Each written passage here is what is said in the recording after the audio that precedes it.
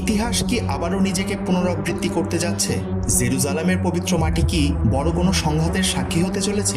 গত কয়েক ঘন্টায় আল আকসা মসজিদে যা ঘটেছে তা কেবল দখলদারিত্বের প্রমাণ নয়, বরং সরাসরি মুসলিম বিশ্বের ইমানি চেতনায় চরম আঘাত। মুসলিমদের আটক করা থেকে শুরু করে পবিত্র প্রাঙ্গণে উগ্রপন্থীদের প্রার্থনা, ইসরায়েল কি তবে তাদের শেষ সীমানা অতিক্রম করে ফেলল? আজ আমরা খতিয়ে দেখব এই উস্কানির শেষ কোথায় এবং হামাসের ডাক কেন ইসরায়েলের জন্য দুঃস্বপ্ন হয়ে উঠতে পারে।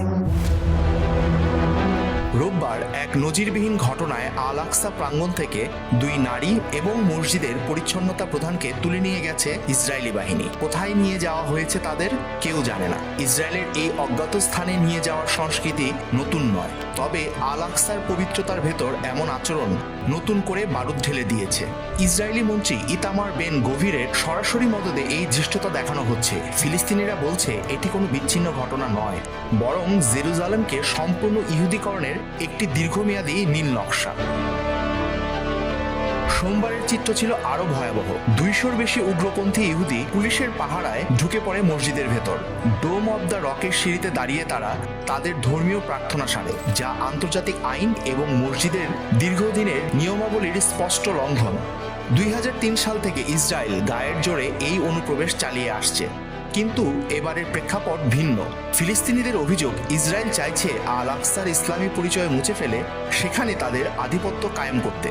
এই উস্কানি কি কেবল ফিলিস্তিনিদের বিরুদ্ধে? না, এটি বিশ্বজুড়ে ছড়িয়ে থাকা 200 কোটি মুসলিমের অনুভূতির সাথে এক নিষ্ঠুর তামাশা।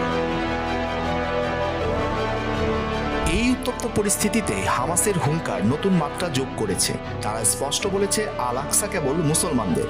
তারা কেবল ফিলিস্তিনিদের নয়, বরং গোটা মুসলিম বিশ্বকে এই ইহুদিকরণ প্রকল্পের বিরুদ্ধে রুখে দাঁড়ানোর আহ্বান জানিয়েছে।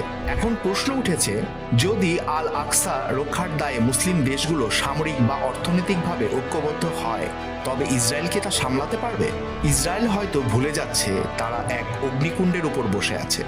সাধারণ ফিলিস্তিনিদের আর্তনাদ আর হামাসের প্রতিরোধের ডাক যখন এক হবে, তখন তেল আবিবের দম্ভ চুরমার হতে সময় লাগবে না। 1967 সাল থেকে দখল করা এই ভূমিতে ইসরায়েল আজ যে আগুন নিয়ে খেলছে তা তাদের নিজেদের ঘরই পুড়িয়ে দিতে পারে। আল আকসা মুসলিমদের কাছে কেবল একটি স্থাপনা নয়, এটি হৃদস্পন্দন। এই স্পন্দনে আঘাত করে নেতানিয়াহু সরকার কি নিজেদের পতন ডেকে আনছে? মুসলিম বিশ্বের কি উচিত নয় এখনই কার্যকর কোনো পদক্ষেপ নেওয়া?